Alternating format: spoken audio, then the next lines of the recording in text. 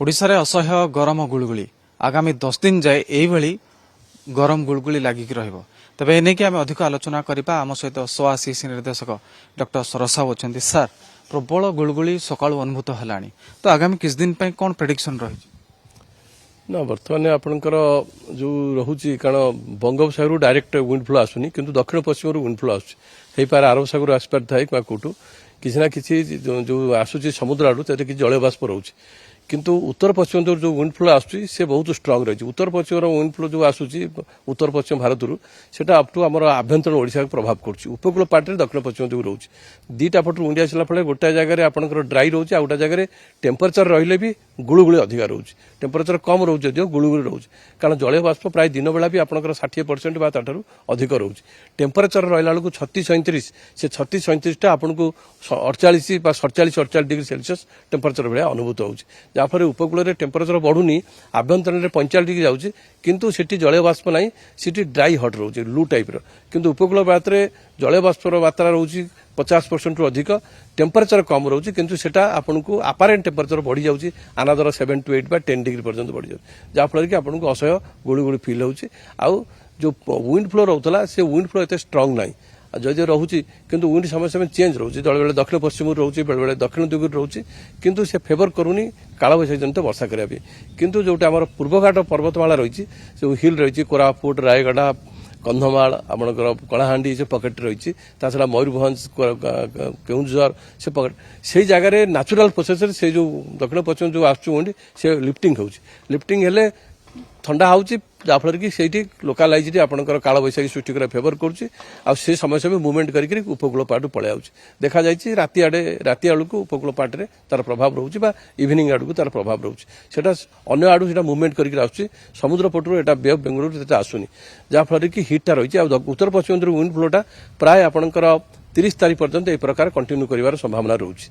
किंतु 29 तारीख को गोटे ट्राफ लाइन देखा जाउची जोटा कि अपर एयर देखा जीवो से जदि से ट्राफ लाइन टा पूर्व आड़ को मुवमेंट कला हेई पारे ता प्रभाव में 30 तारीख को कालबैशाखी जनित वर्षार संभावना रोचे एवं सही समय थोड़ा बहुत टेम्परेचर कमी जाई पारे 3-4 डिग्री किंतु तापरे ट्राफ लाइन टा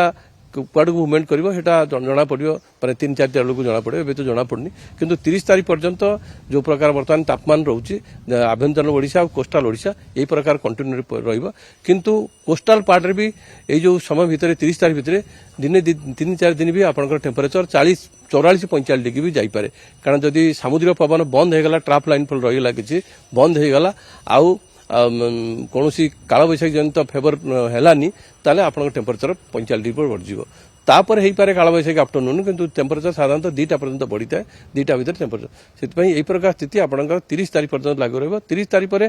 से ट्राफ लाइन मुवमेंट कर आसला पागे परिवर्तन आसपे। सर आपन जहाँ कहते पूरा स्पष्ट अनुभूत होउची किन बड़ कथा होची जतले गोटे रु 2.5-3टा भितर जहाँ टेम्परेचर अच्छी आमर स्वार जो डाविस सॉफ्टवेयर भी अच्छी से सर आम देखु फील लाइक बेले बेले 60 पर्यंत पहुंची जाऊँगी टेम्परेचर आपण विभिन्न जगह कहतु तो सेते केमती अनुभव होटा केते क्षतिकारक देह नहीं ये जो आमर जो आपारेंट टेम्परेचर आप कहते 55-60 देखा कारण ह्यूमिडिटी समय समय चेंज हो 70% बा 80% पलि आउची से आप टेम्परेचर 36 हेल्ले 15 डिग्री बढ़ी जाऊँगी ह्यूमिडिटी परसेंटेज निर्भर करुँचा आपको कहली 50% रु 60% भितर किंतु समय समय फ्लक्चुएट करुँची 70% पलि जाऊँगी से समय आप अधिका देखा